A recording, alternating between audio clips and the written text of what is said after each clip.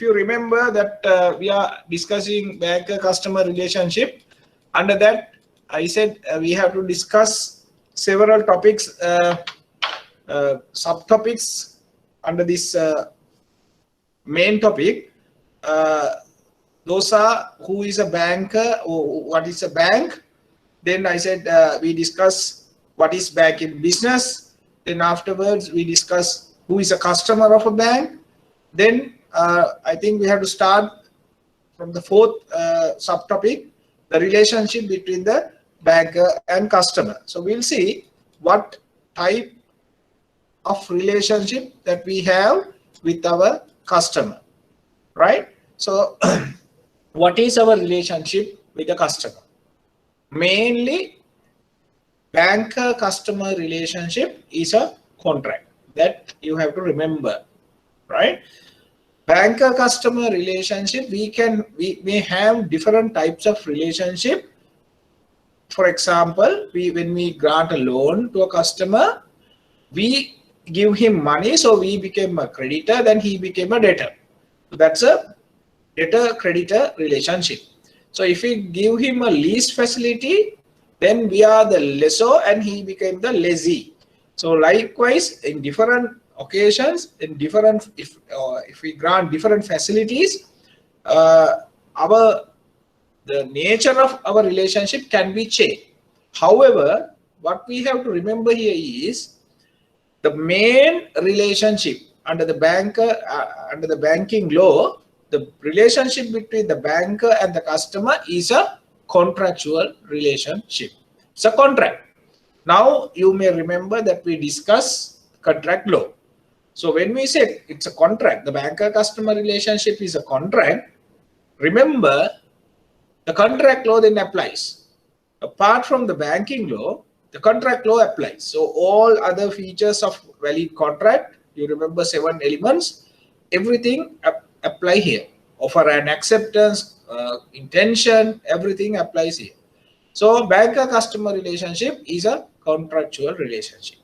Remember, if it is a contractual relationship, we have two parties in this contract. On one side, we have a bank. On the other side, we have a customer. So two-party contract. This contract, if one party breach the contract, the other party can go to courts and ask remedies. For example, if customer breach any condition under the banker-customer relationship contract, bank can sue the customer. On the other side, if bank breach any contract, customer also can sue the bank under breach of contract. That you have to remember. That's equal rights are there. Either party can go to courts and seek remedy if the contract is breached.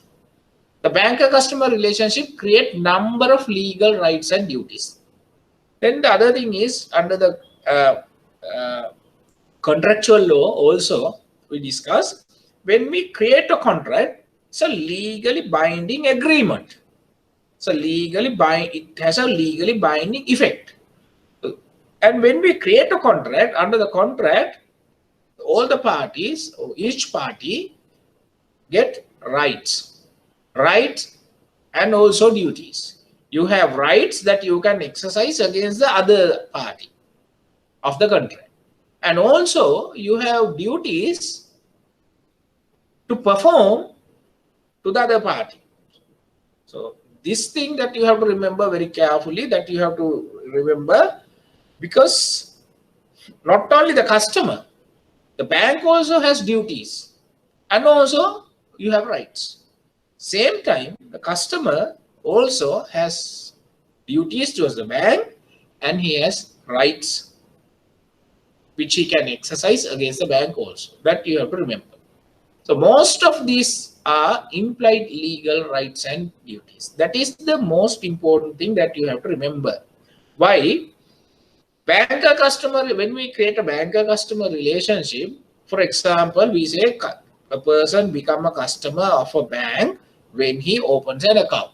Immediately he opens the account, he become a customer. Not necessary to do any transaction, just opening an account is sufficient. We discussed last week, right? So opening an account means when we allocate a number to the account or in the system, that is the point that we consider the account is open. So therefore, the contract starts from there. Then we discuss another case. You may remember, if customer has dealt with the bank without an account, but later on if we open an account, he become a customer not from the date that he opened the account, but from the date that he first dealt with the bank. Those are the cases, 5 cases that we discussed last week to identify the customer. So what I want to tell you here is, when we say we have a banker-customer relationship, which is a contractual relationship, the contract is considered as created at the point of opening the account by the customer. Now you bankers may remind that just think about a situation where customer comes and open an account. So what are the documents that he signed? He signed the mandate, he signed the signature card, and also you give him general terms and conditions. So those are the documents mainly in KYC that you take as per the guidelines or the procedures. There can be other documents also. However, the terms and conditions that you give to him at the point of opening the account.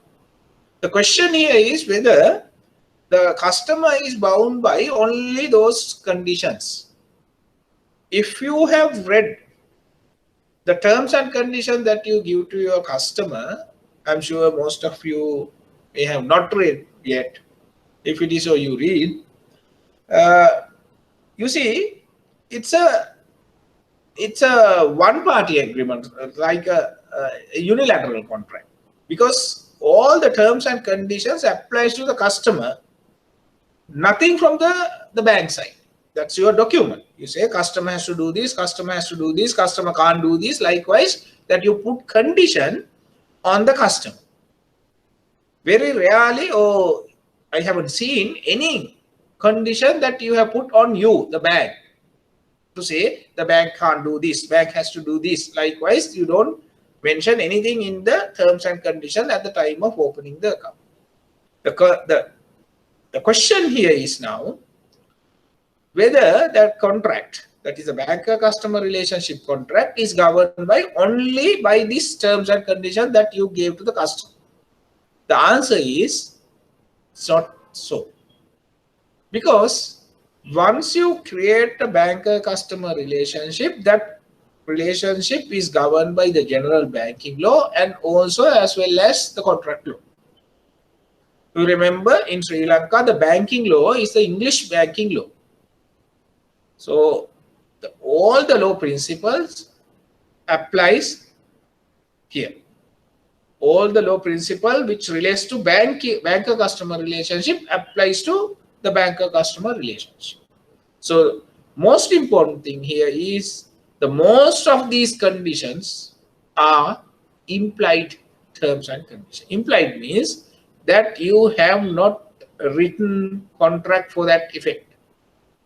It is not a written terms and conditions, but it applies.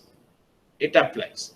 So then, therefore, we have to study the terms, rather these duties of the bank and also rights of the bank, and we have to study the rights of the customer and duties of the customer, which are not written in the terms and agreement, terms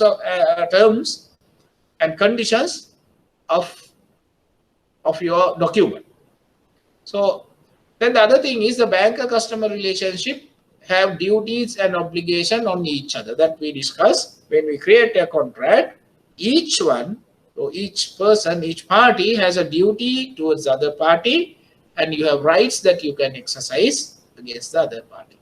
So that you have to remember, and keeping that in your mind, we'll go to the next slide that we are going to discuss about the banker's rights and duties. So now we discuss who is a banker, we discuss who is a customer, and we discuss what is the nature or what type of relationship that we have with the customer. So we just learned that it is a contract. So under the contract, we said that we have rights and duties, each party. So we'll take the both parties separately. Firstly, the bank side and the customer side. We take the bank first and we'll discuss what are the rights and duties of the bank. What are the rights and duties of the bank, right?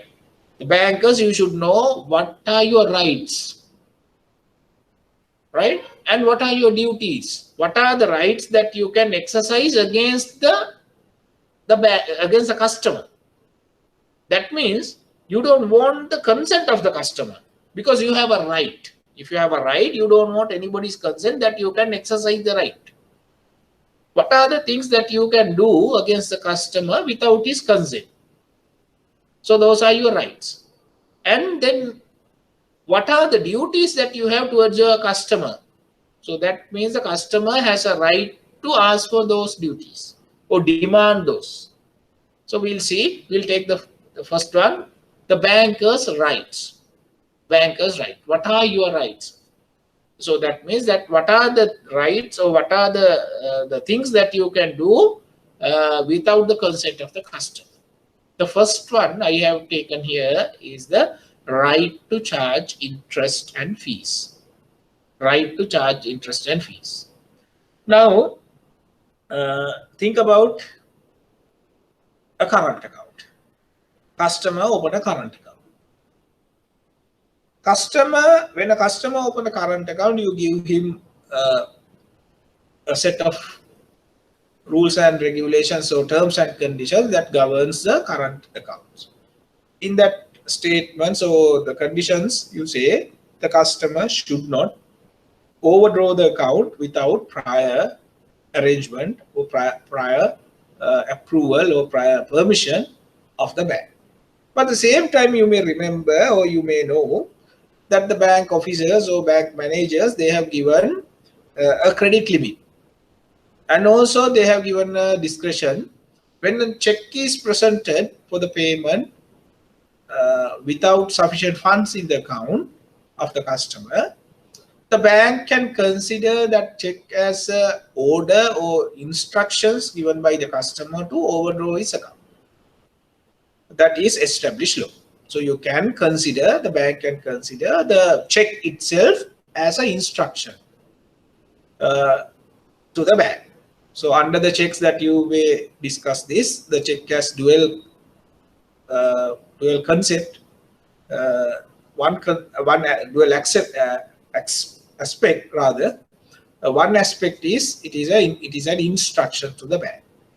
So in that context, the bank can consider the check as a instruction to the bank to overdraw the account, right? The bank manager or bank officer has a discretion to overdraw the account. Rather, you have two discretion. When you receive the check without sufficient funds in the account, there are two options. The option number one is that you can return the check, dishonor the check. You can refer to drawer seal and return the check. That is one option. The other option is you can pay the check.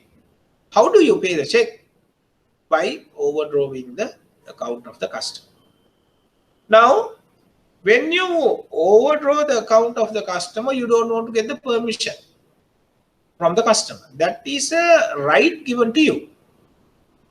Because you can consider the check as an instruction from him. So you have given a discretion, then you exercise your discretion and you decide to overdraw the account and pay.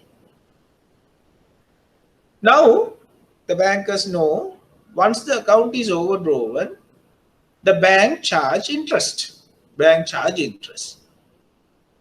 Now, where is the agreement or where is the consent of the customer to say that he is willing to pay interest on overdraw, one amount or OD? Or sometimes banks charge 20% per annum or 24. Sometimes I have seen 32% per annum. forward-drawn accounts, OD balances. Where is the agreement of the customer? You have not, he has not actually offered you, or you have not offered, and there is no acceptance. There is no written contract when it is a casual overdraft. Casual overdraft. But what is your practice? At the end of the month, if customer does not settle the OD balance, you charge interest. You charge interest. You charge interest at the end of the month, and that interest portion will capitalize on the available balance for the next month. So end of the next month, you charge interest on interest actually. So in Sinhala, we call that Valpoli for overdraft facilities. Right? Now, for that, where do you have a right? You don't have agreement now. That is very clear. You don't have a written agreement with the customer. Right? I'm talking about the casual overdraft, not about the permanent overdraft or temporary overdraft. The bankers know, then you have a written contract. When you give a permanent overdraft limit, or when you give a temporary overdraft for a short period, then you get a written agreement. You sign a written agreement. Then the terms and conditions are there, applicable interest rate also, you include that, include to that agreement. This is about casual overdraft without any written agreement. The question is, now the customer is supposed to pay the OD balance, and also he is supposed to pay the interest. If customer deny, if customer go to courts and say, oh, if you go to courts to recover the money on the casual overdraft, and the customer says, yes, I have given checks that the bank has paid, that I am obliged to pay only the check values, not the interest, because I have not agreed to pay any interest. I have not requested. The bank itself, on their discretion, they have paid.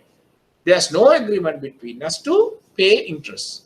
If they take this defense, actually they take this defense in courts. Then the question is how we are going to address, what is our answer for that issue or the concern that he raised? Answer is here. The first point that I have raised here, it is a banker's right. Banker has a right to charge interest. If someone asks, where does it say so? It is under the banker-customer relationship. It's a right of the bank. It is an implied right. Implied means not a written right, not written in anywhere, but in the practice, it is there and it has been accepted by the court of law. So therefore, it is a right established under the law. It is a right, implied right under the banker-customer relationship. That is interest. What about the fees? Can you charge fees? Fees you charge when you provide a service to the customer. Service to the customer. For example, we say almost all the banks or all the banks nowadays use ATM cards for their customers. Debit card we provide to their customers, right? And when we withdraw money from savings account, they charge something. That is called a fee. That is a fee. Now, customer has not agreed to pay a fee. He is withdrawing his money and you are charging a fee. But there is no written agreement for that effect to charge interest. That is also accepted under the banker-customer relationship as a right of the bank. If you provide an additional service or service to the customer, the bank is entitled to charge fees. So nothing free. So you provide a service to the customer and you charge a fee. So what is the service that you have provided to the customer? Service is the ATM card or ATM machine. Those are additional services that you provide to the customer. So if you provide the service to the customer, can charge interest, so rather fees for the services that you provide, that is also accepted under the under the law by court of law. So therefore, the first thing that you have to remember, the bank can charge interest and fees from the customer. That is a right. The second right that we are going to discuss is combine of account.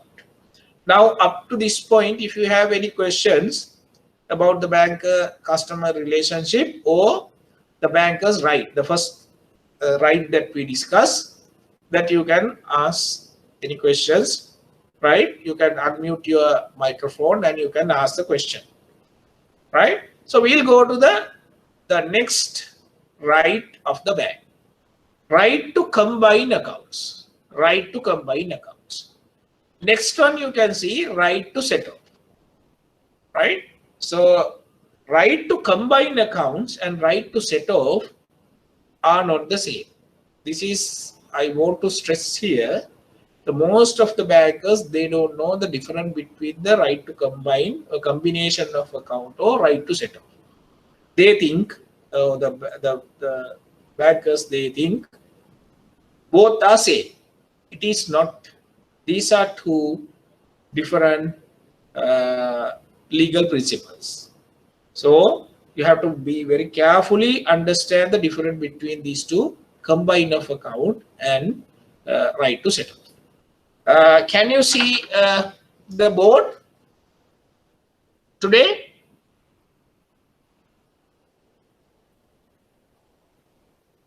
I hope so. So can you see here? Can someone? Yes, sir. Okay, good. Right. So we are going to discuss the right to combine accounts. Now listen very carefully. We take a bank, we say HNB, right? This HNB, they have a customer A.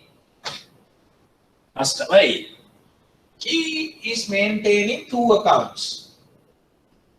He's maintaining two accounts. We say both are current accounts. He has current account number 1 and he has current account number 2. Right?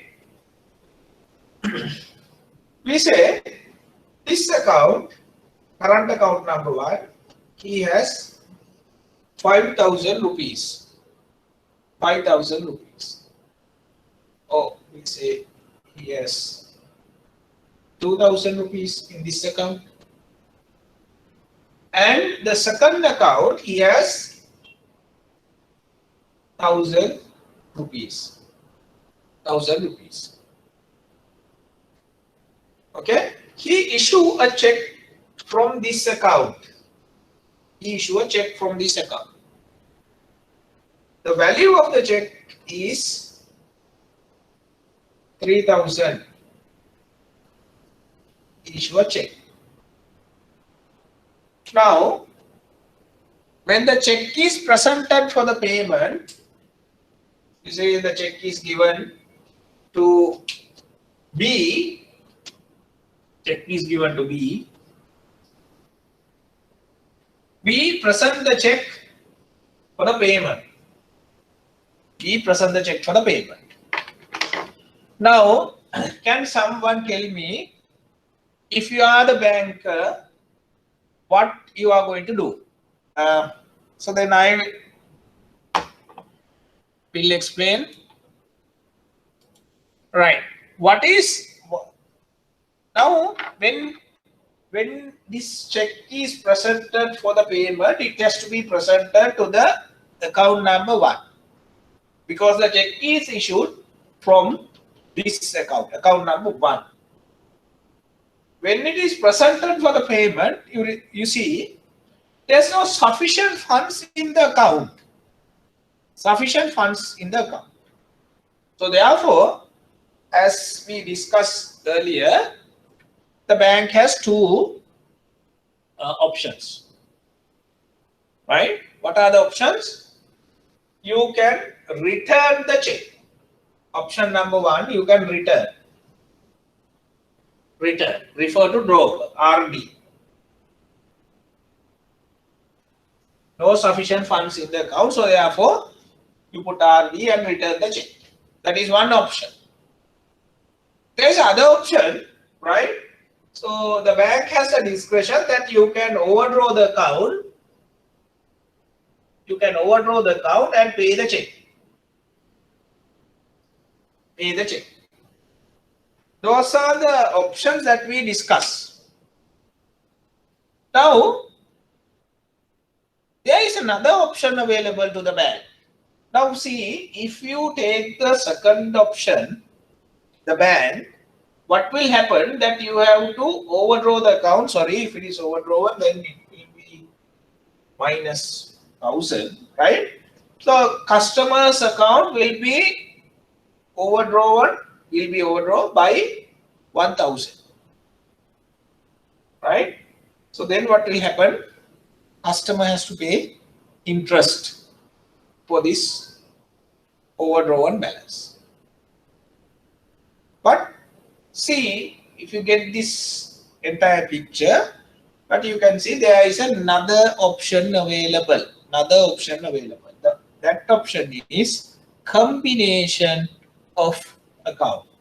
For example, when this check is presented for the payment, there's no sufficient funds in this account. But if you get both accounts together, you see sufficient funds are available. So therefore, so what you can do, you can combine these two accounts and pay the check. That is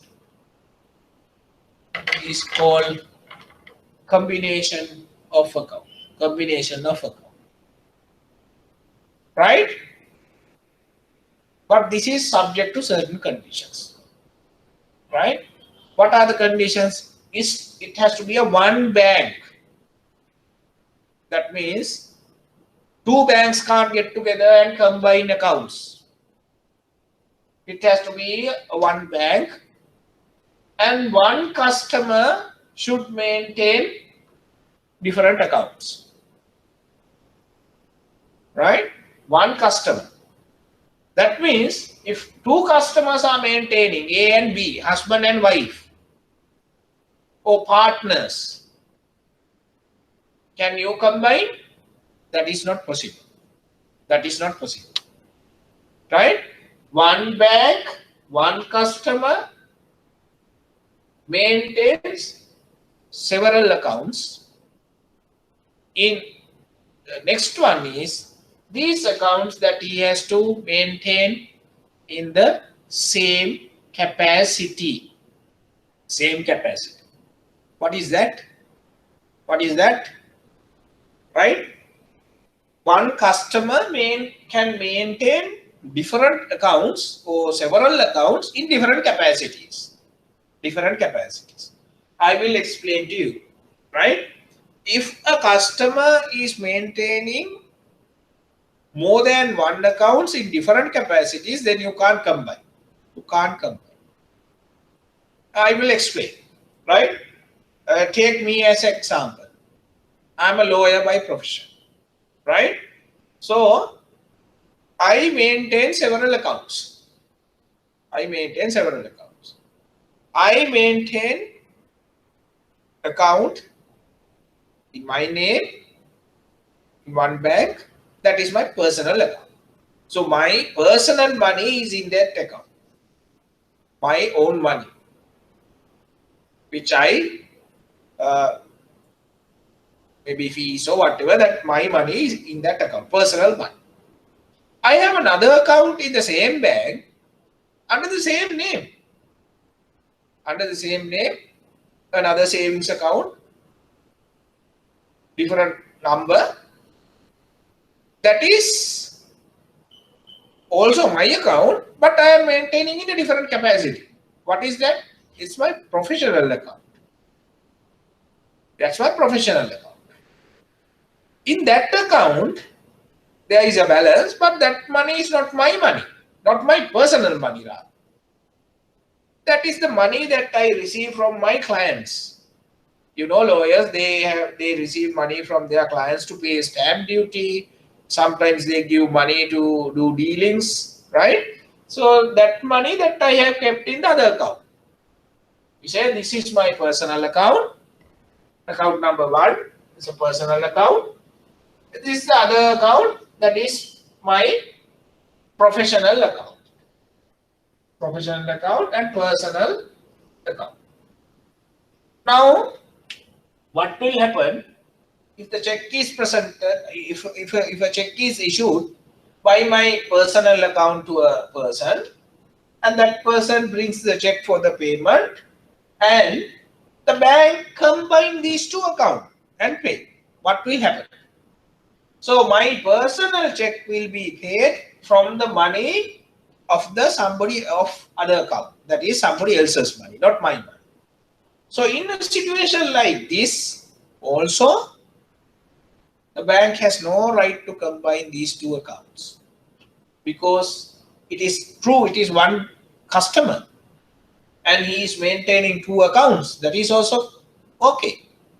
But one customer, same customer, maintains these two accounts in different capacities.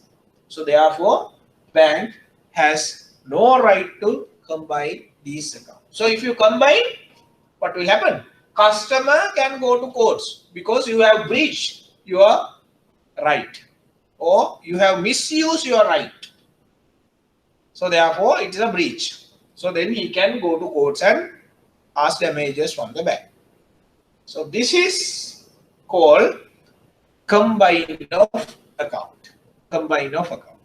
Now, if you have any questions from combine of accounts, that you can ask now. Do you understand the combine of account? Right? If you don't understand, or if you have any, if you need any clarification, more clarification, I'm willing to do that. So you can ask the question now itself, because don't just wait like you understood, even though you have not understood. So therefore, clear it now. Right? The combination of account, if I brief or summarize it again, has to be one bank. One customer maintain different accounts in the same bank. The bank can combine the accounts of the customer as a right of the bank. So therefore, you don't want to get the consent of the customer. You don't want to contact the customer and get his consent. No, need not to do that. But you can't combine the accounts, even though it is maintained by the one customer, if these two accounts are maintained in different capacities. So in other words, one customer can maintain different accounts in the same bank in different capacities. If those accounts are maintained by different capacities by one customer, no right to combine. No right to combine. That is combination. That is combination. Next one is right to set off. Right to set off.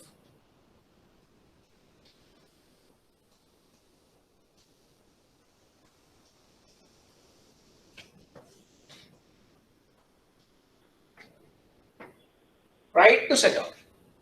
That is another legal concept or principle that we exercise as a right. The bankers exercise as a right. This is called bankers' right to set off. When we say we exercise that as a right, so that means when you set off, you don't want to get the customer's consent, right? So that's the right that you have, right? Okay, we'll see what is this. One customer is maintaining different accounts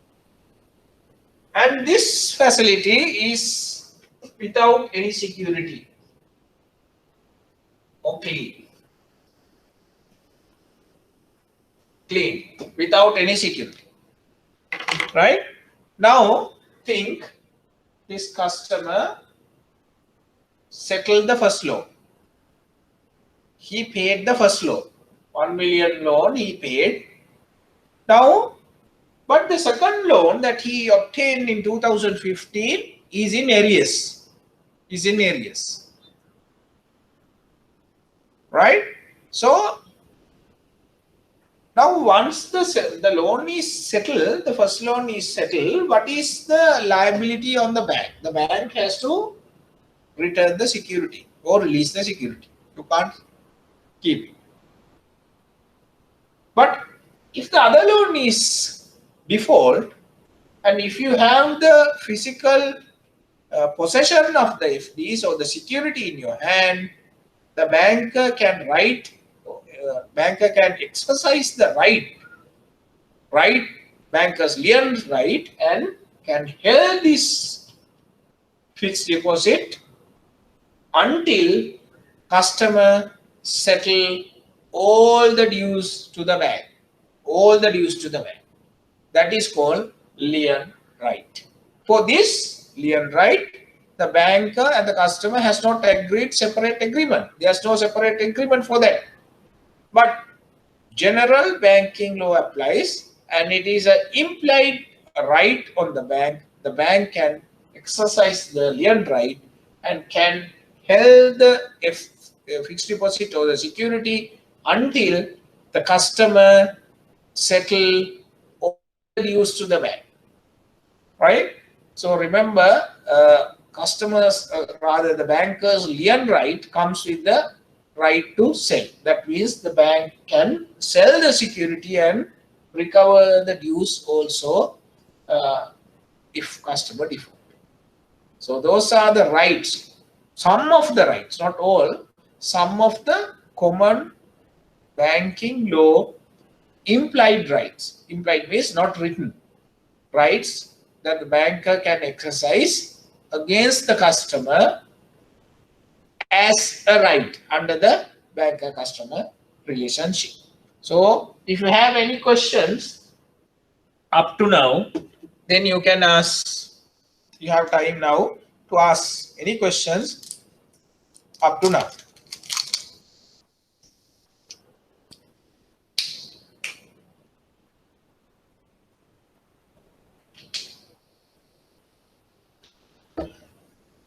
Okay. Example and right to set up. I can't hear you properly. Can you repeat the question?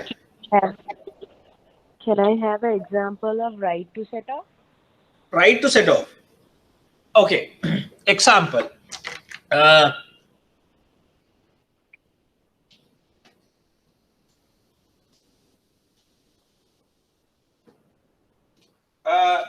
The same example I will repeat. We say we have a bank HNB, right? This bank has a customer A. He maintains two accounts. One is a current account and the other one is a savings account. Right? You may have seen this scenario, right?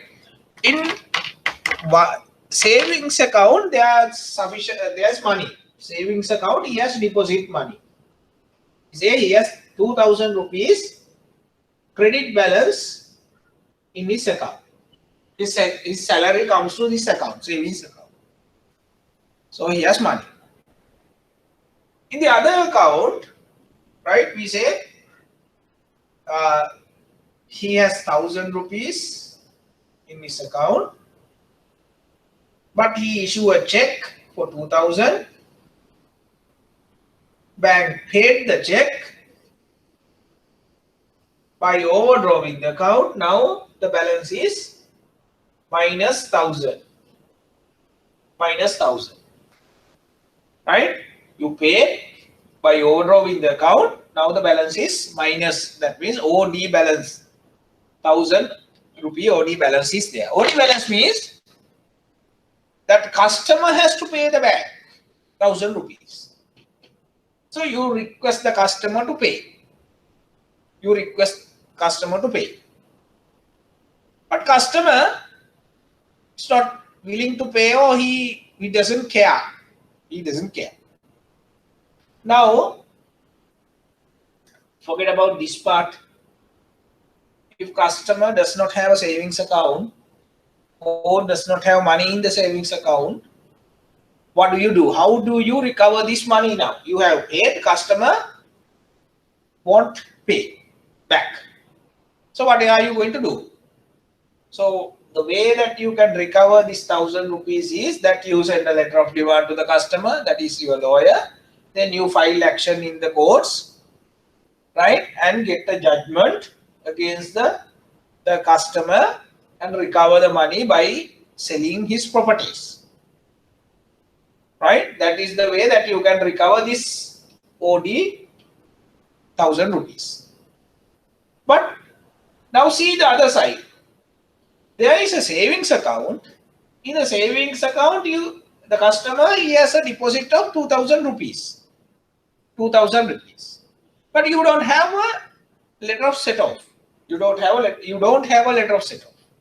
So then what do? Right? Remember, the bank has a right to set off. Right to set off means that you can recover this money from the monies available in the other account of the same customer. Same customer. So therefore, what you can do, you can deduct 1000 rupees against the current account balance. So that means you take 1000 rupees from this account, right? You take 1000 rupees from this account. So here the minus 1000, you take another 1000 from here. So then what will happen?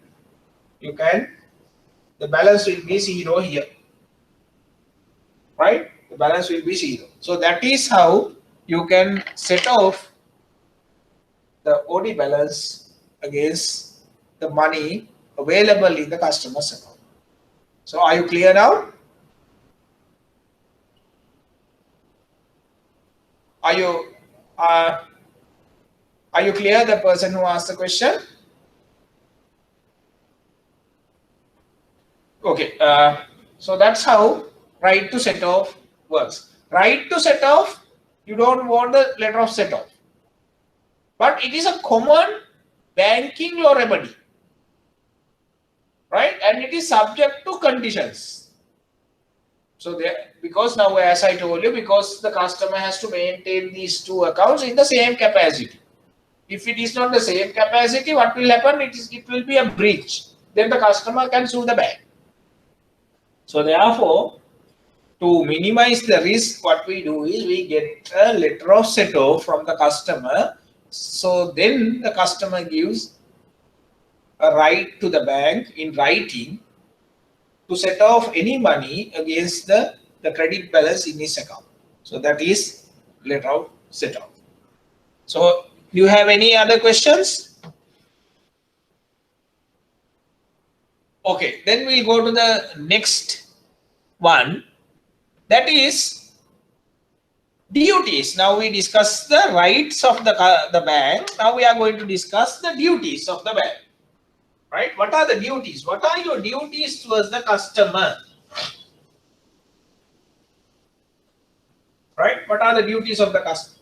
The bank towards the customer. The first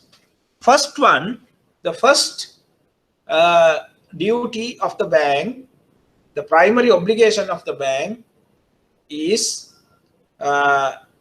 receive money and collect bills for the customer, right?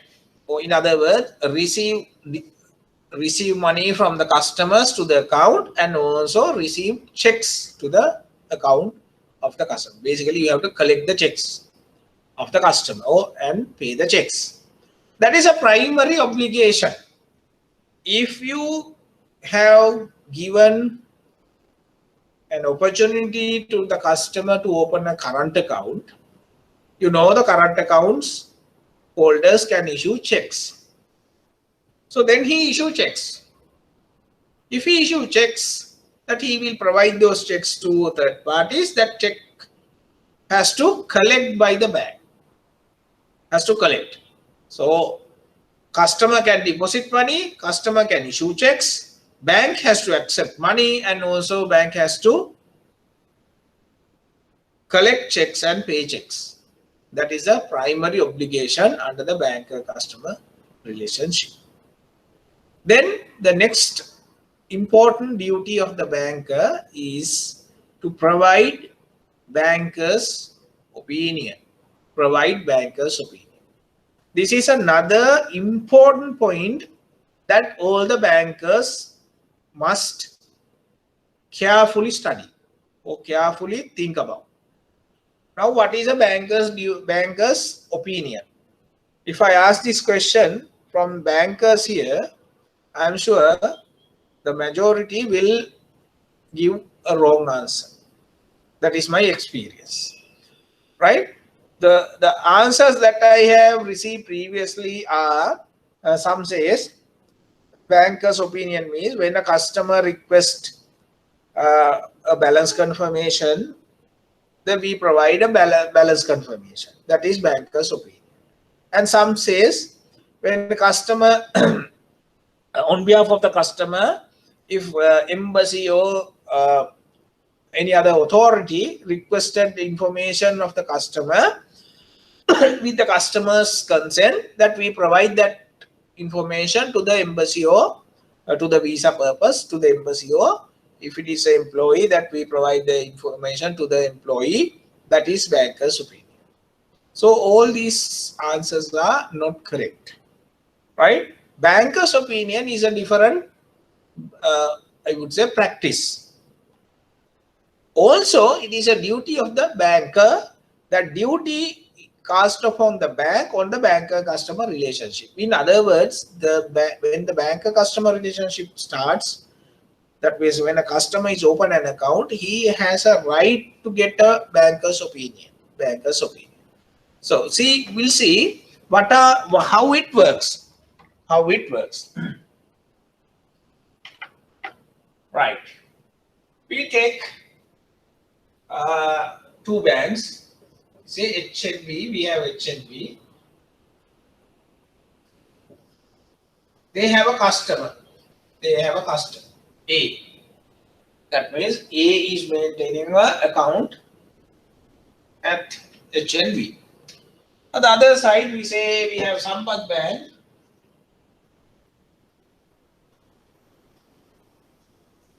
Right? They have the customer called B. B is maintaining an account at Sampath Bank. We say both these are businessmen. They are businessmen. Now, A wants to invest his money in B's business. In B's business. Right? We say we have a business which has 25 million turnover, right? A wants to deposit or rather invest money in B's business. So then, if you are A, before you invest money in somebody else's business, right? They don't know each other, their capacity, their business operations and financial status. They don't know. They don't know. So then, if A wants to invest money in B's business, A wants some information. A wants to get information about the business of B.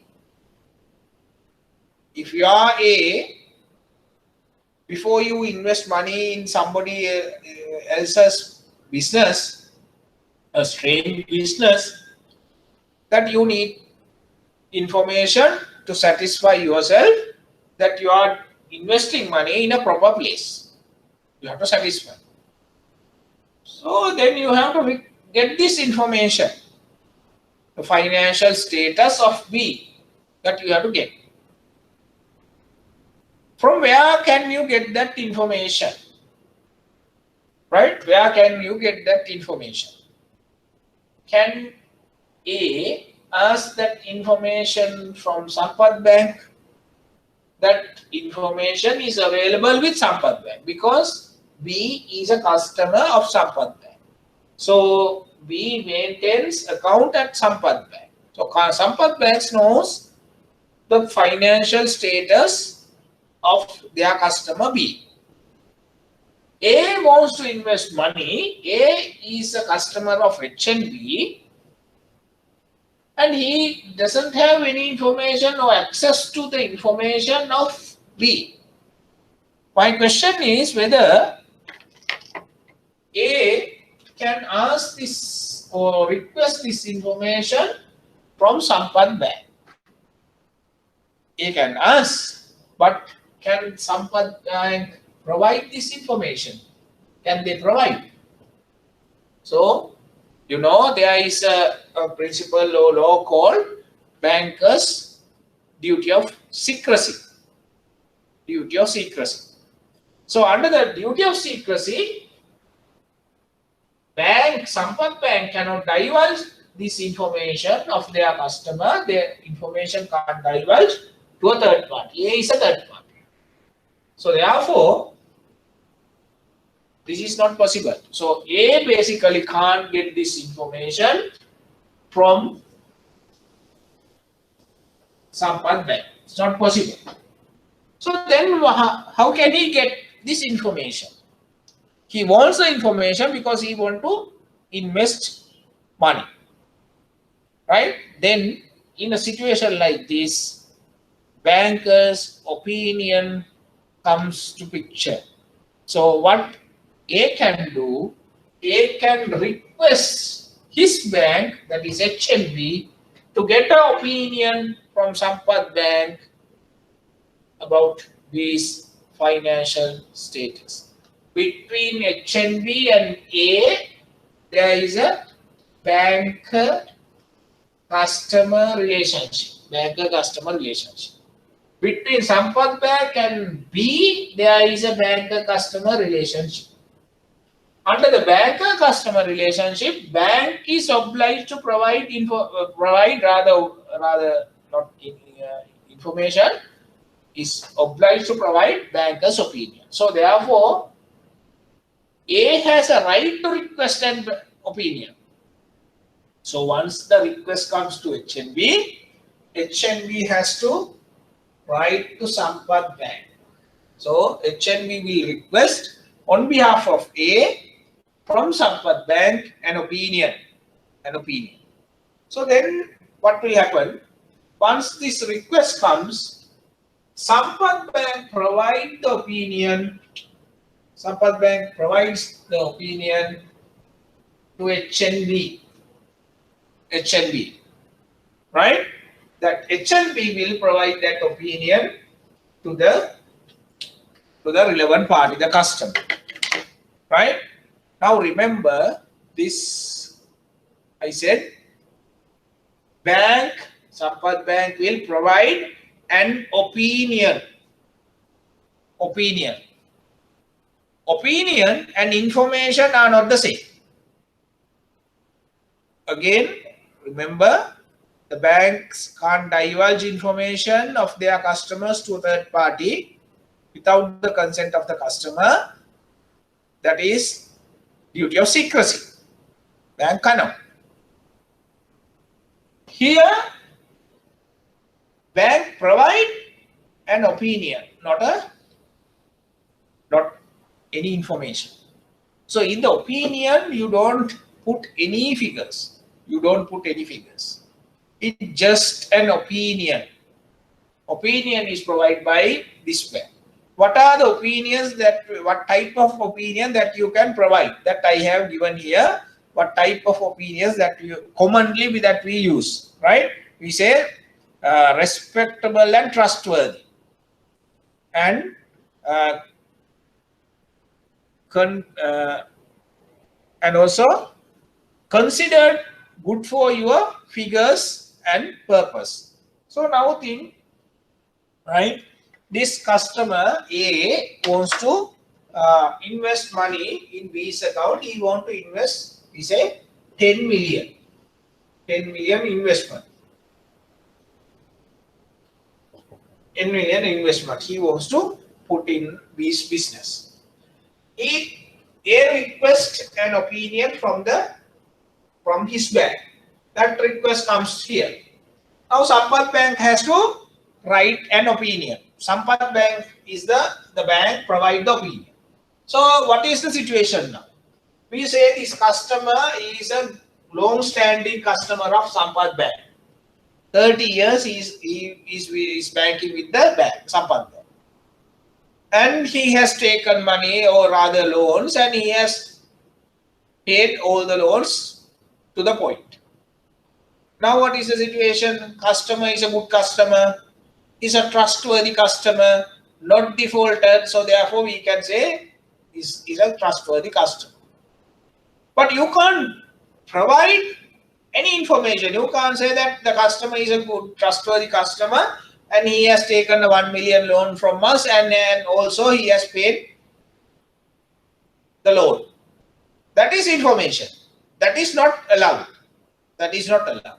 So what you can say, we say, the Sampath Bank say, our customer is trustworthy customer.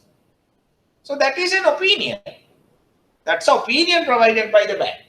Opinion based on the transaction of the customer. Right? Then consider good for your figure and purpose. So now Sampath Bank knows that A is going to invest 10 million in B's account. The B's business.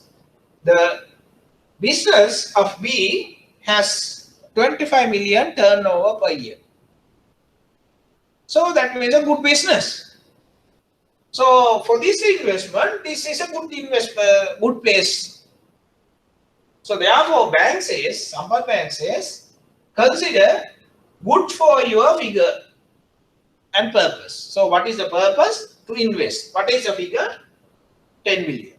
So it is, you are basically saying, Sampath Bank says to A, our customer is a trustworthy customer, and you can consider to invest in this customer's business because the amount that you are going to invest and the purpose that you are going to do is okay.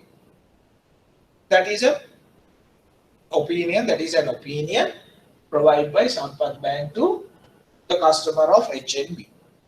First type. The second type is respectable and trustworthy, but your figure is larger than we accused to see. What is that? We say this customer A of commercial bank, so rather HNB, is going to invest 50 million, or we say 500 million or 50 million in this account or rather business. Now it has only 25 million turnover. So this person is going to invest 50 million in this business. So then what type of opinion that the Sampath Bank can give? Still the customer is a trustworthy customer, right? That there's no change of that. But what is the amount that he is going to invest? 50 million. So in a situation like this, so what type of opinion that you can provide is the second type, that is respectable and trustworthy, that is there, but your figure 50 million is larger than what we see. So what is the amount that we see is 25 million per month, rather per year, but you are going to invest 50 million, so that is too large. So that is another type of opinion that you can provide. That's second type when the amount is high. Then third one, the opinion that I have given here is respectable, trustworthy, but he has recently opened account with us, and we cannot speak for your figure. So we say this customer, B, Sampath Bank customer, has very recently opened the account, only 2 months.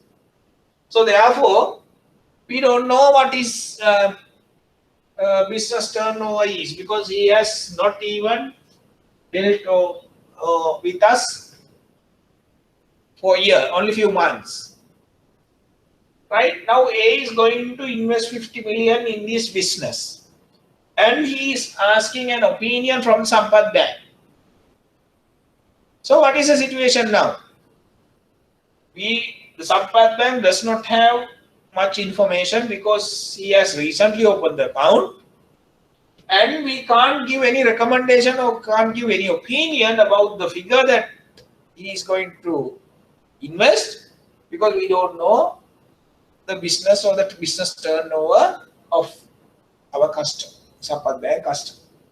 So therefore, in a situation like this, the third type of opinion can be provided by the bank. Remember one thing: when you are providing an opinion, it's include only an opinion. No figure, no information that you can attach to the opinion. Simply, you can't say that bank B has a good business. His business turnover is 25 million. He has a current account and it carries this much of money. Nothing that you can provide. Such information is prohibited to divulge. So therefore, duty of secrecy is there. No information can be provided. Only an opinion you can provide. Opinion does not carry any figure or any information of the current of the account holder. And it has to be an honest opinion. You just can't write a negligence opinion. You just can't write a wrong opinion. You have to analyze the business of B, and you have to provide correct, honest opinion. Correct and honest opinion. So what will happen if you provide a wrong opinion? If you provide a wrong opinion, what is the liability of the bank? The liability of the bank who provides the opinion. What is the liability? Liability I have mentioned here, right? What happened then? If it is too favorable,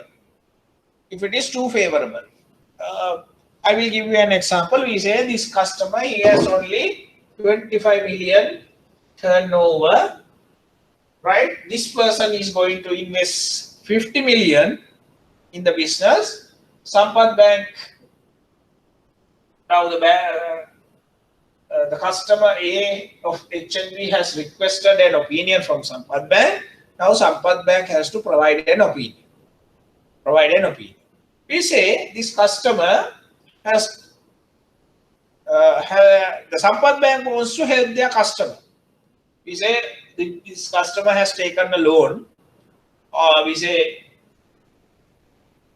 20 million loan has obtained by Sampath Bank, obtained by the customer from the Sampath Bank, and this company A now going to invest money in this company B, and opinion has been requested from Sampath Bank.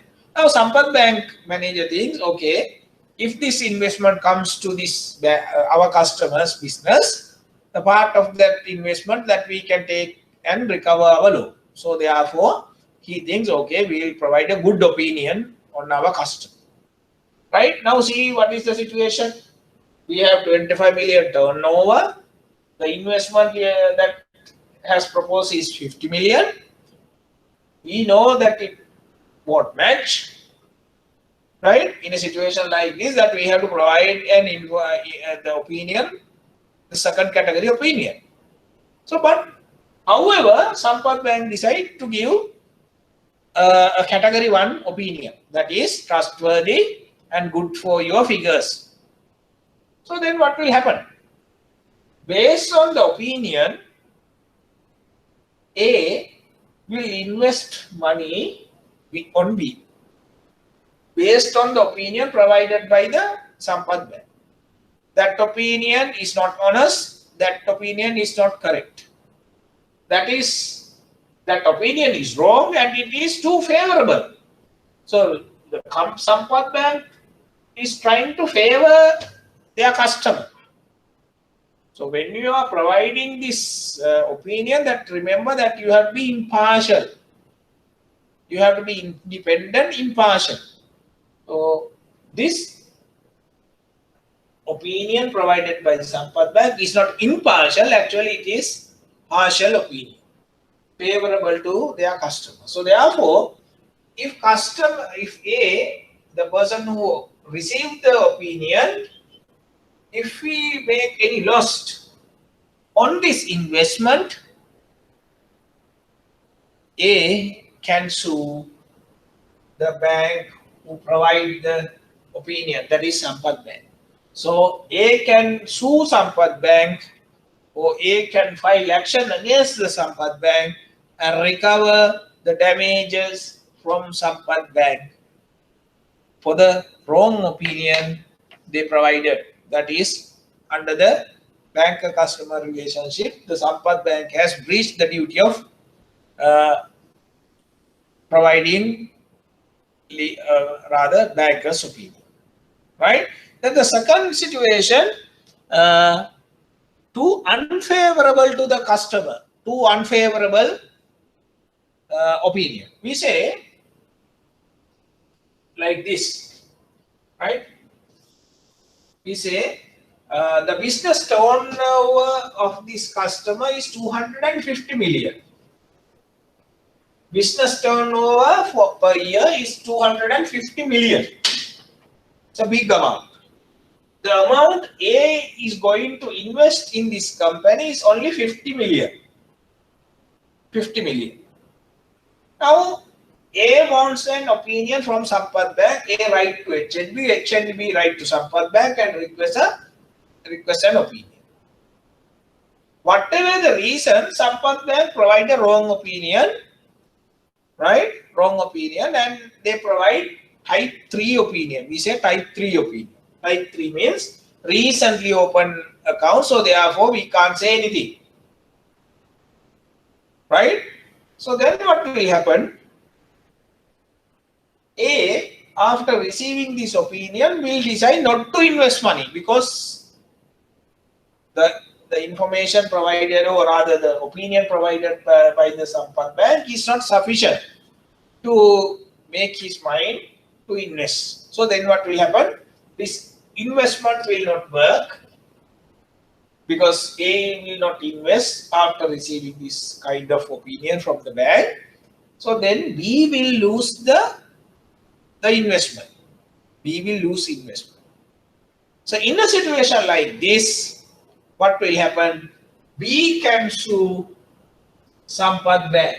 B can sue Sampath Bank.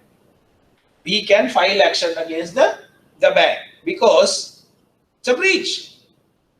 Bank is supposed to provide independent, impartial, correct opinion. But Sampath Bank now has provided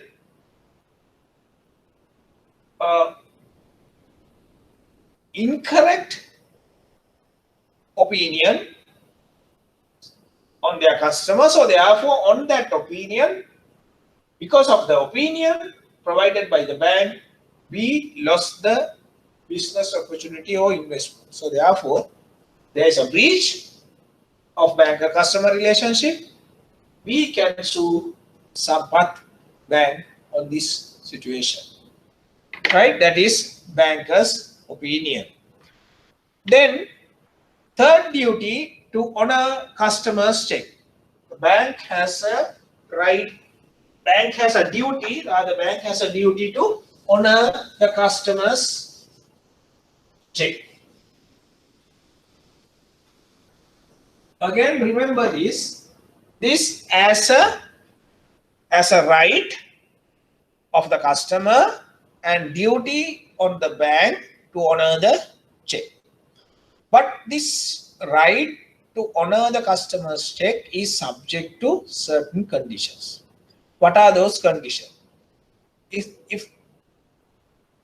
the check is drawn in the proper form, right? What does it mean? It means, you know, when a customer open an account, we provide him with checkbooks. So customers has to issue checks in the same form. You can't use some other forms or formats or check leaves to issue checks. That customer has to issue the check on the given checkbook or check leaf. He has to use the check leaf and has to sign. Second one, the second condition is sufficient funds must be available in the account. Current account, there must be a sufficient fund to meet the check. Third one, if there is no legal barrier, what does it mean? It means, you know, the court can issue a court order seizing the account or freezing the account, or can issue an enjoining order against the bank, not stopping the payment of the check. Likewise, there can be many legal barriers that the bank cannot pay the check if such legal barrier is there. Then the next one is very important. If the check is presented during the banking hours. If check is presented during the banking hours. What does it mean? Where does it say that we have to present the check during the banking hours? We say in every bank, every branch that you may have seen, there is a notice, a display showing the banking hours. Some banks, they say 9 to 3, some say 8 to 5 or 8 to 4. Likewise, the time, the banking hours that you have to inform the customer. So the check must be presented during banking hours. During banking hours. If it is presented after the banking hour or before the banking hours, bank has no duty to accept the check. If it is presented in between these hours, that means during banking hours, the bank has to accept the check. Bank has to accept the check. And the next one is, the last one is, if this check is presented to the same branch where the account is maintained. For example, one customer can have different account in different branches. He say Siripala has a current account in HNB at HNB Borella branch. And also he has a current account, or rather, forget about that. The customer has a current account at Borella branch HNB. So he has a checkbook. He issue a check, and the check is given to a person, and that person deposit the check at HNB Anuradhapura branch. Anuradhapura branch. So if it is presented to some other bank, some other account, or some other branch rather, that branch is not obliged to accept the check. But if the check is presented to the same branch, that is Borella branch, then the bank has a duty to accept the check. So what are the conditions now? First condition, if the check is written in the correct form. The customer has given check leaf and customer has written the check in the same leaf and also signed. That is the first step, right? And then when this is presented for the payment, the sufficient funds available in the account. Funds are available. Second one, funds available. Third one, there's no legal barrier. There's no legal barrier. No legal barrier. This is the third one. Right? And the check is presented during the banking hours. Check is presented for the payment during the banking hours. And also the check is presented to the same branch.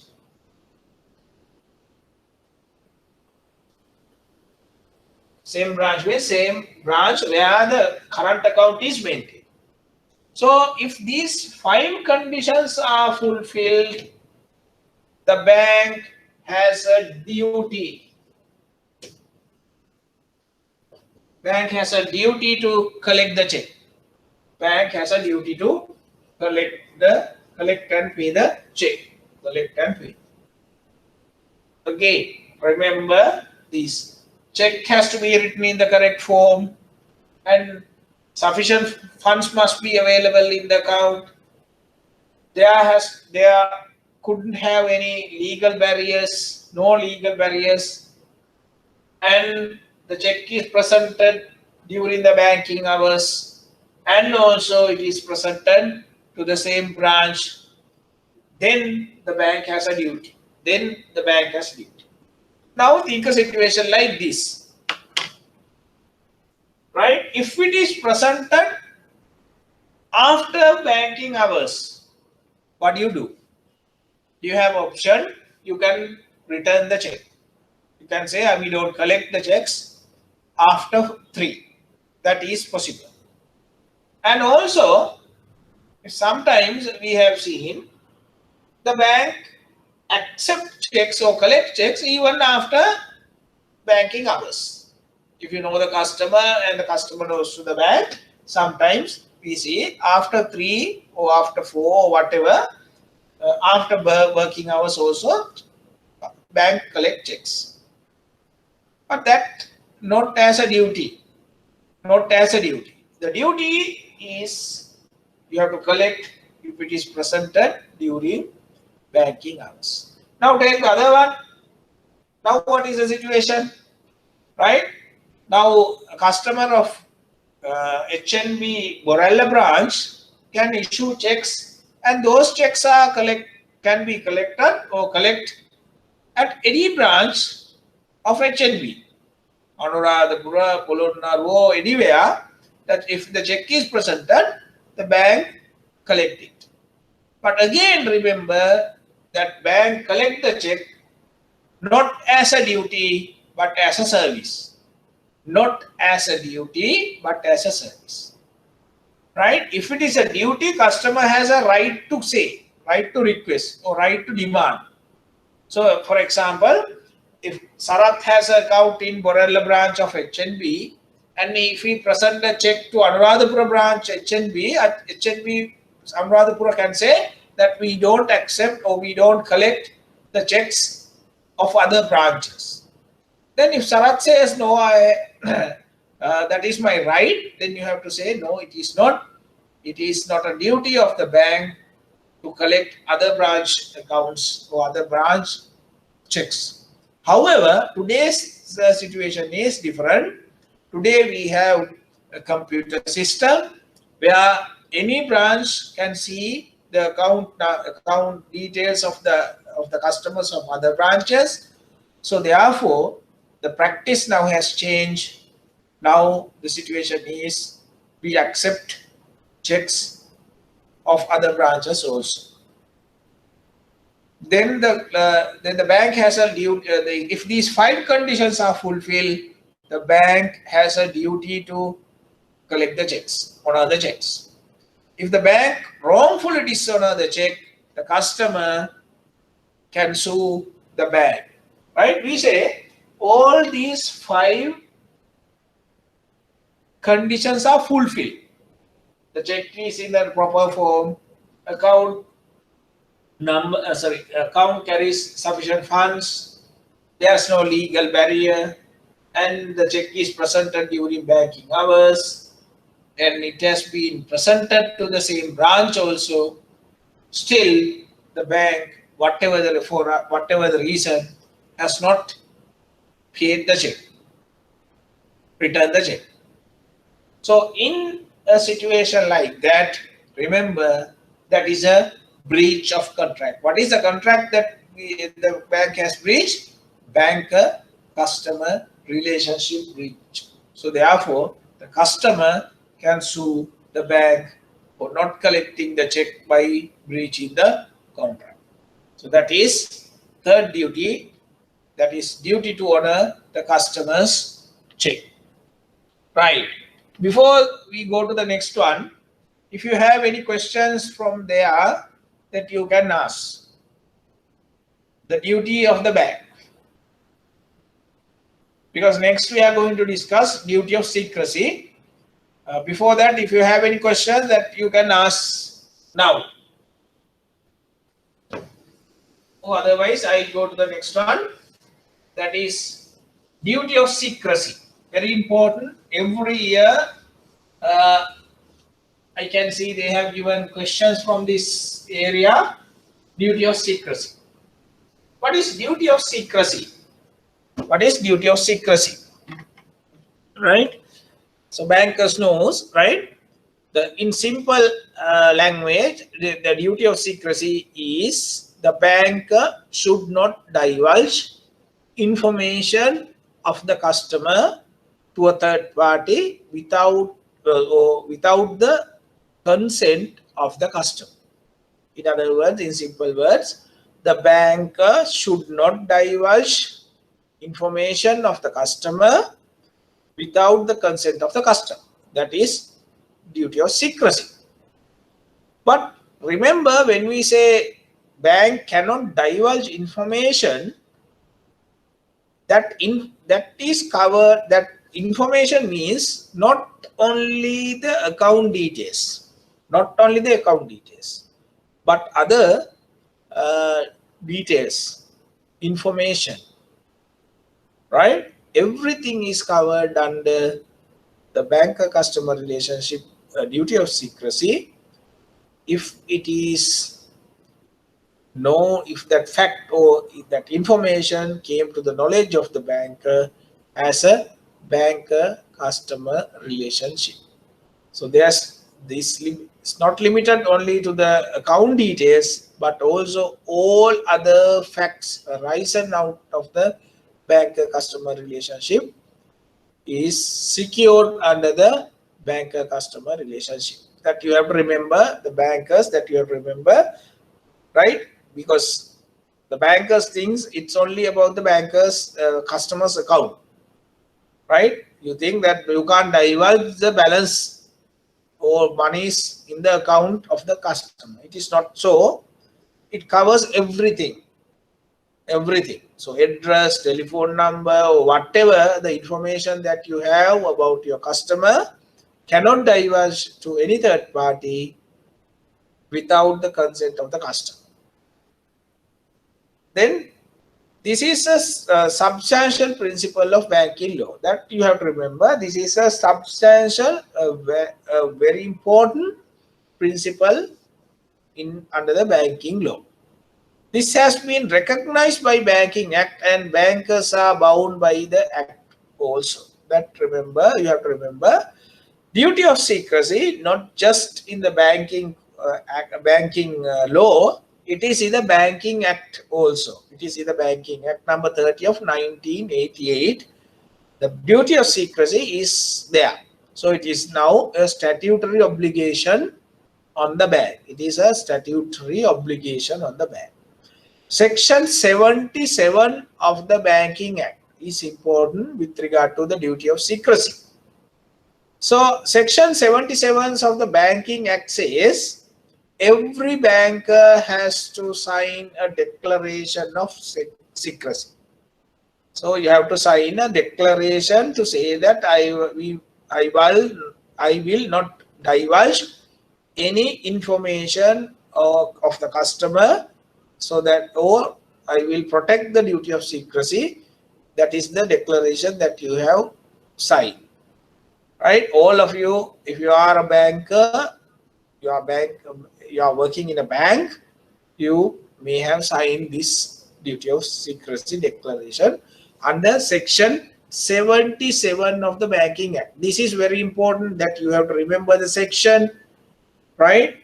You have to write the section and the meaning of that section, or low part of the section also, that you have to remember. Section 77 is about the declaration of secrecy.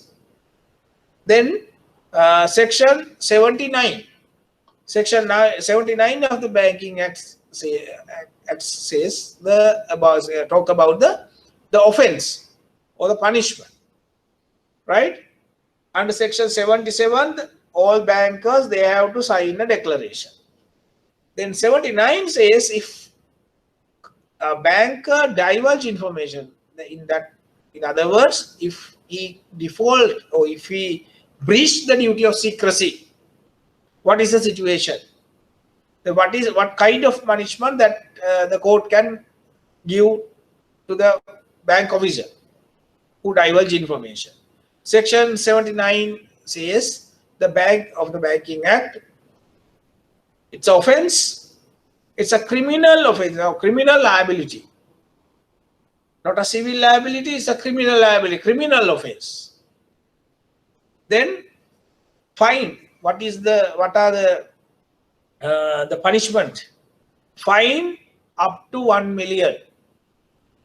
Up to 1 million fine can be enforced, and imprisonment for 3 years, and that means the court can give 1 million damages, and also court can put the man behind the bars, also put into the jail. So both also can be given.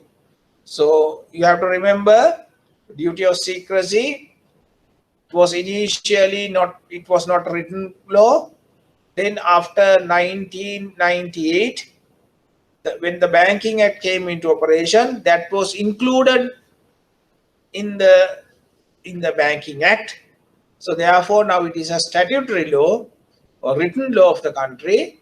So therefore bankers has to obey, or has to protect the secrecy of the customers.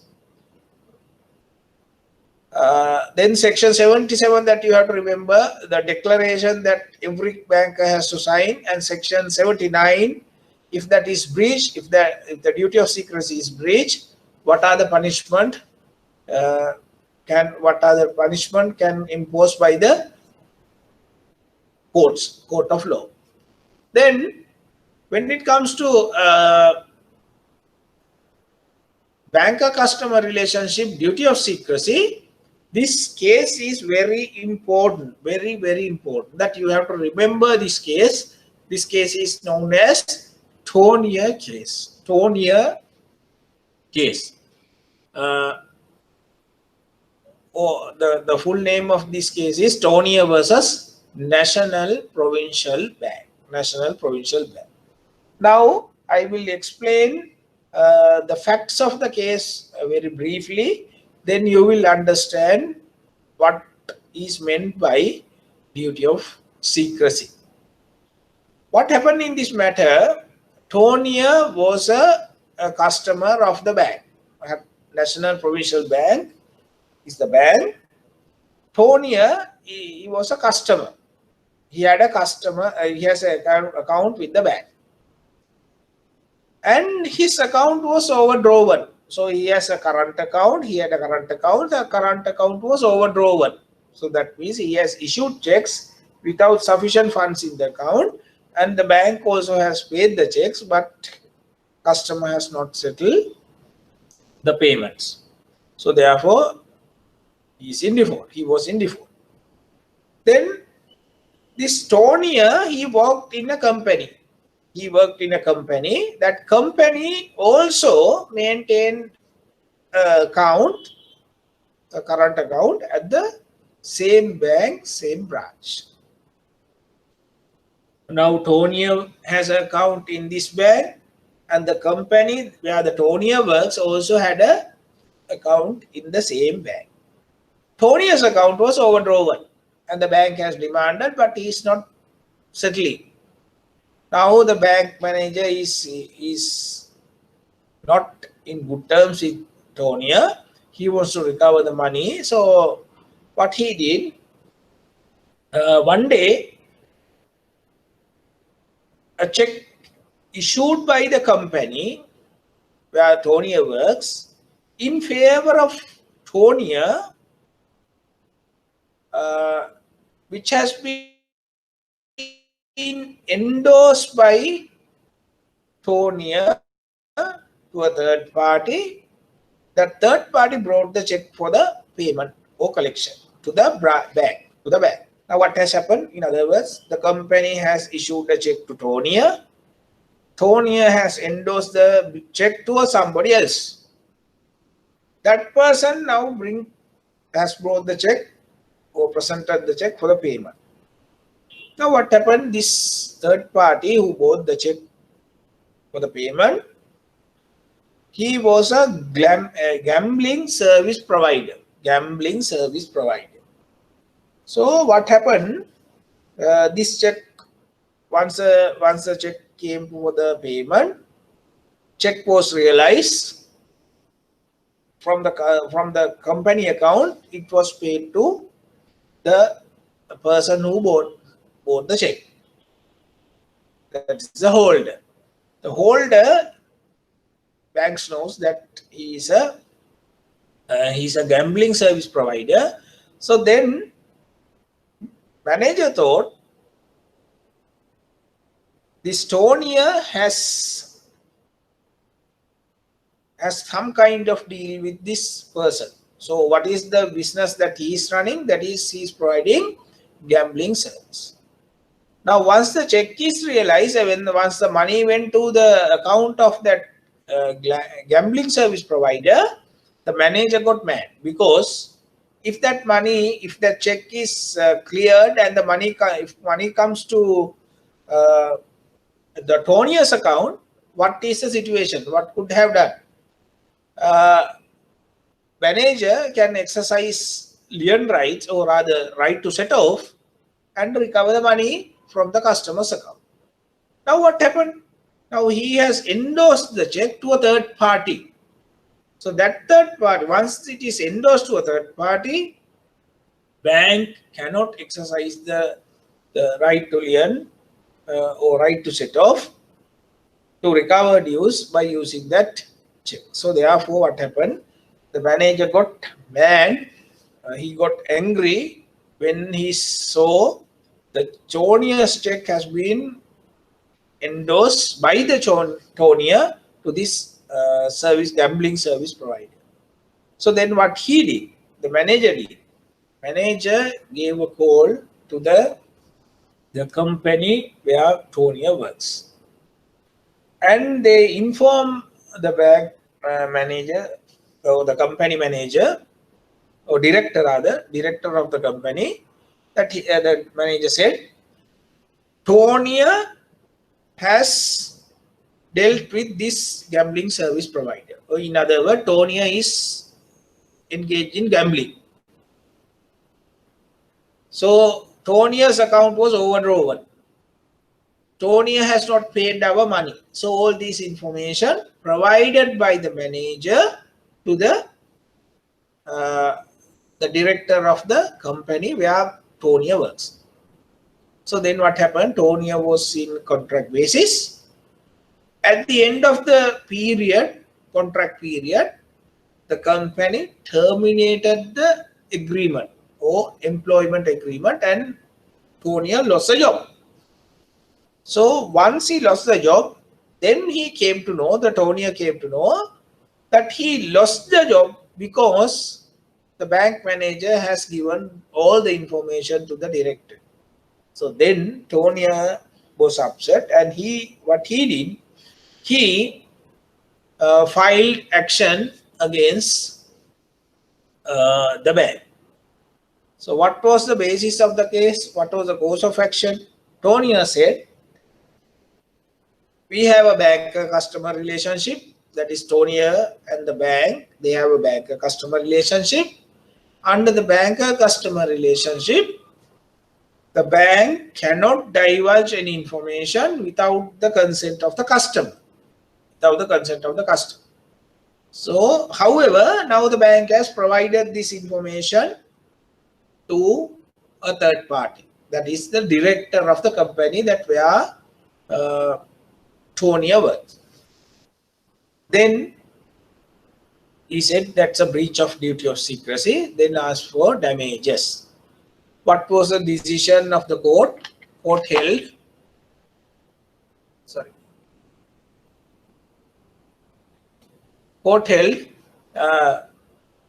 there is a clear breach of duty of secrecy. The bank has to pay damages to the account holder, that is Tony. So this case is very important when it comes to banker customer relationship. This is the landmark case under banker customer relationship. The case name is Tonia versus National Provincial Bank. And at least if you can't remember the entire name, that you at least remember Tonia. This case is known as Tonia case. If you have any questions from duty of secrecy, you can ask now or later. Then I'll go to the next one. Now, when we say the banker has a duty of secrecy, question is whether this duty of secrecy, whether it is an absolute duty, or in other words, whether the bank cannot divulge information under any circumstances. But the situation is the duty of secrecy means, or in other words, the bank can divulge information of the customer under certain situations. Certain situation, bank can divulge information without the consent of the customer. So what are the common banking law conditions that where the bank can divulge information? What are the common banking law situations? There are 4 situations under common banking law where a banker can divulge information. 4 situations. What are those circumstances or situations? First one, when customer consent. So that is obvious, no, everyone knows, right? If I have account and if I say that, okay, provide my information, that means with the consent of the customer, bank can divulge that information. Second one, when the disclosure is compelled by the bank, by the law. Disclosure is compelled by law.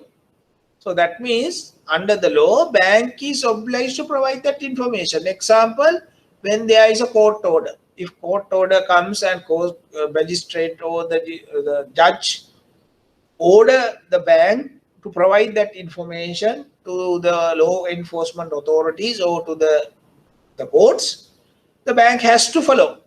Bank can't say that we have a duty of secrecy, therefore we are not providing information, right? That is not valid here when the disclosure is compelled by law.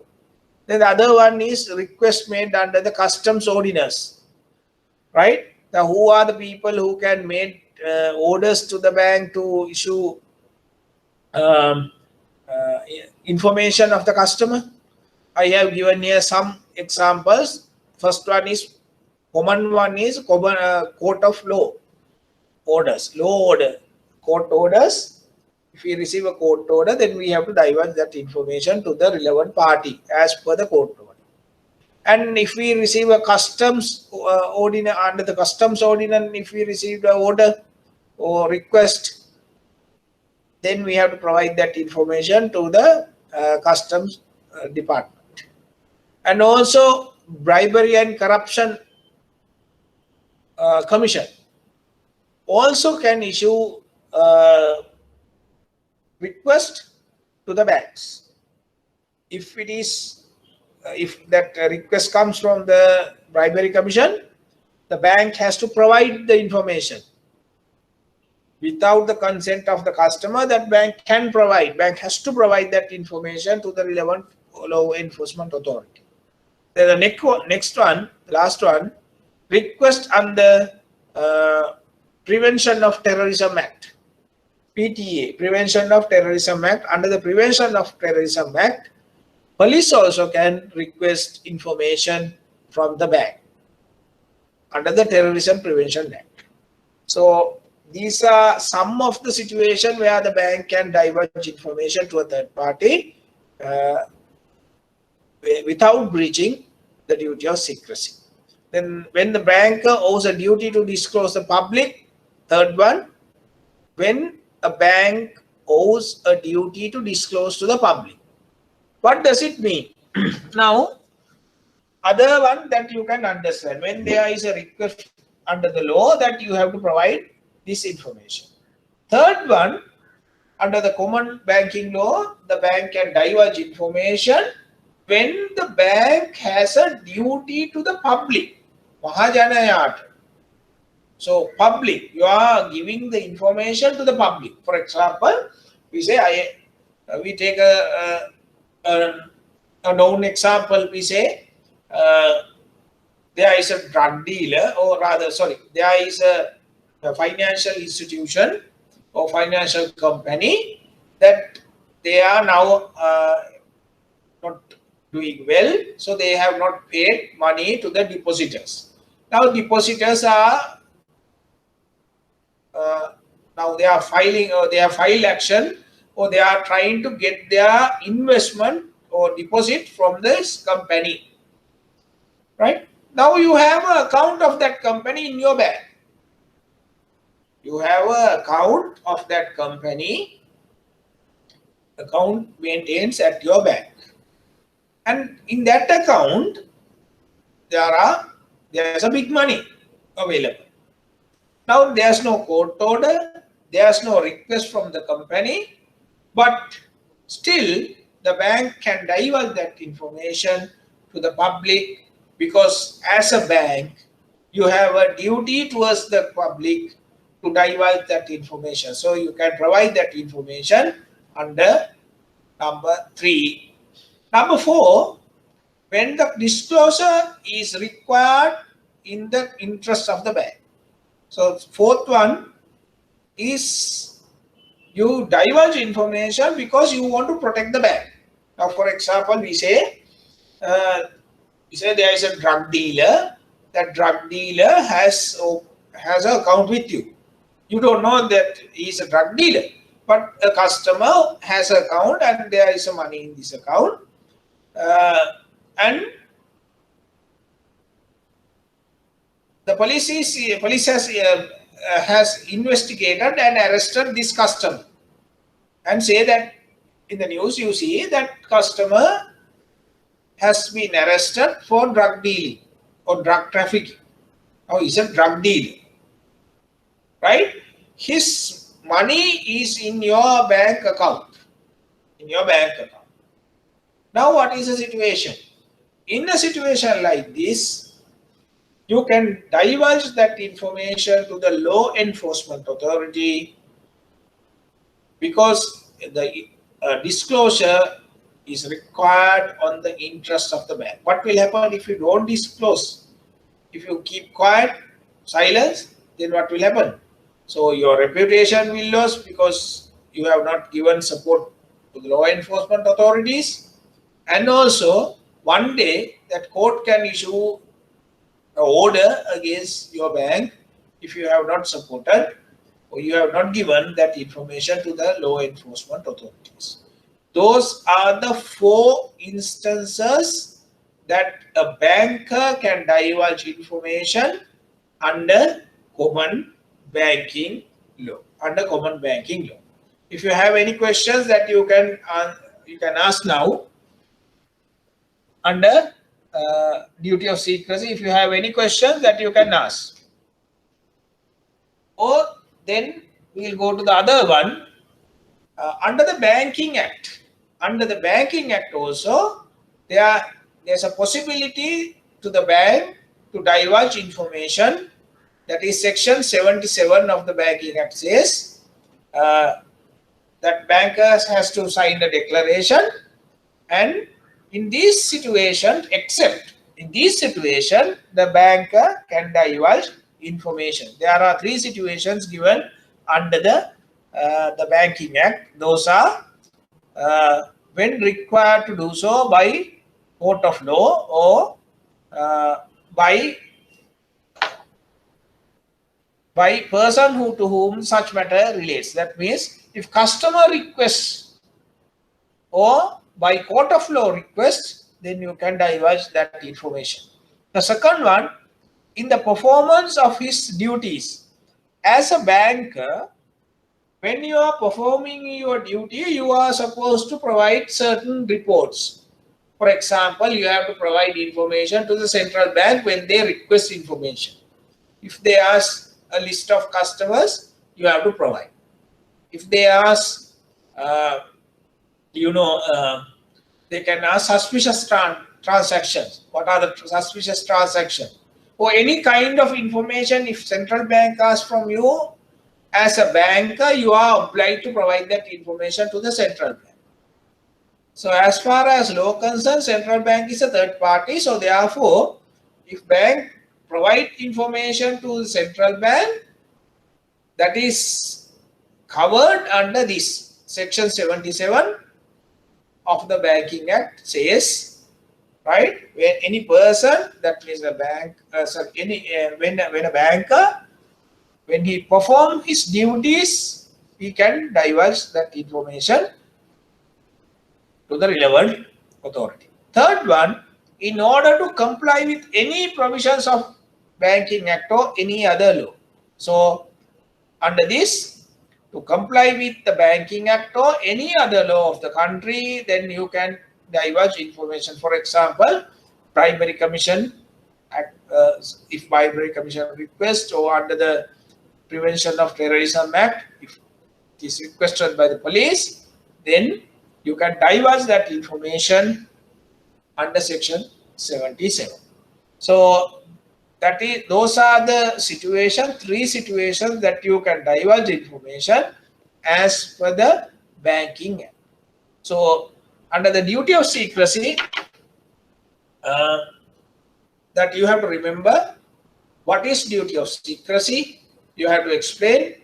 Then the Tonia case that you have to explain. You should know what was the decision of the Tonia case. Then you have to see what are the situations that you can divulge information, right? Under that, there are 2 limbs or 2 sides. One is under the common banking law. There are 4 situations that you can divulge information that we discussed. But under the Banking Act also, that you can divulge information. There are 3 situations that you can divulge information under the Banking Act. So those are the things that you have to remember under the duty of secrecy. If you have any questions, that you can ask now. The time is 3 o'clock. We have to wrap up now. I will give you 5 minutes if you wish to ask any question from duty of secrecy. Do you have any questions?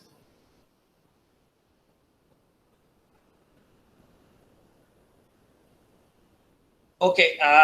If you don't have any questions, I will wrap up now. There are only 3 slides that I can finish these 3 slides. So we'll go another 5 minutes. Then the next one is a duty of care. Duty of care owed by the banks to the customer. When you are dealing with the customer, when you have a banker-customer relationship with the customer, that remember that you have a duty of care. The paying bank has a duty of care to protect the customer from the fraud of agents such as directors and partners in securing the issuing checks and other payment orders. When you are paying customer's check, remember that you have to do that payment without any negligence, in good faith. And you have to protect the customer from any frauds. Now, for example, we say there is a partnership. One partner has taken a check from the partnership account, and he wants to deposit that checks to his personal account. In a situation like that, as a bank, remember that you have a duty of care to protect the customer. Who is the customer? The partnership. So therefore, it is your duty to protect the customer under the duty of care. Then the bank owes a duty of care in giving financial and investment advices. Now, you know, bank gives advice to the customers. Sometimes we give advice to the customers to invest money. When we are providing this information or other advices, the bank has to provide that information very carefully. If you provide this advice negligently, if customer make any loss, the bank is liable for such loss. So therefore, it is the duty of the bank. And banks also duty of care in explaining the effect of the security documents. This is another area that always contest in courts. Remember, as a banker, when you take security documents or guarantee or mortgage bond, any type of security, you are supposed to explain the effect of the document to the customer before he signs. So you have to tell him that you are signing as a guarantor, not as a witness, right? And you are giving an indemnity. You are giving a collateral.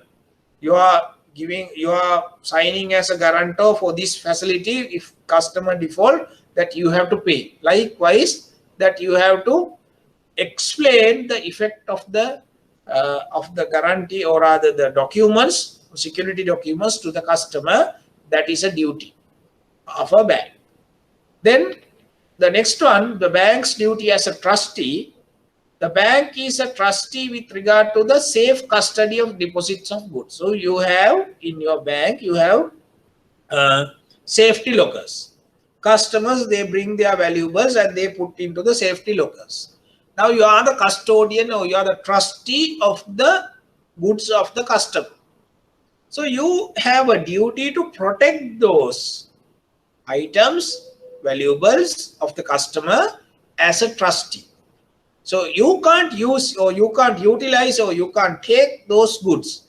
If you use that goods or valuables of the customer, that is a breach of trust. So therefore, as a bank, always that you remember, you are as a trustee, you have a duty as a trustee to protect the customer's right. The bank has to hold the deposits and goods of the customer on behalf of him. The bank has to act according to the instructions or mandate of the customer. So customer give instructions to the bank has to follow the instructions, and bank has to act according to the instruction given by the customer to the bank. Bank can be held liable for any theft, misappropriation by the employees during the banking hours. So for banking businesses, for example, if customer keep his valuables in the safe custody and the staff of the bank steal the goods, the bank is liable. The bank is liable. So therefore, it's a duty cast upon the bank. You are a trustee of the customers' valuables and goods. So therefore, that you have to remember. And also, bank in some other situations, bank act as the agent of the customer. You are the agent. So the bank is an agent of the customer for remittance, collections of checks and payments of his on behalf. So customers' checks you collect, customers' check you pay, and you do remittance also. So therefore, you are the agent of the customer. So if you are the agent of the customer, remember you have to protect the customer. That is the most important thing. The bank, as agent of the customer, has a duty to act for the benefit of the principal, that is the customer. So when you are act as the agent of the customer, you always to see to act. You have to act for the benefit of the customer, not to the benefit of the bank, but to the benefit of the customer. So those are the duties of the banker.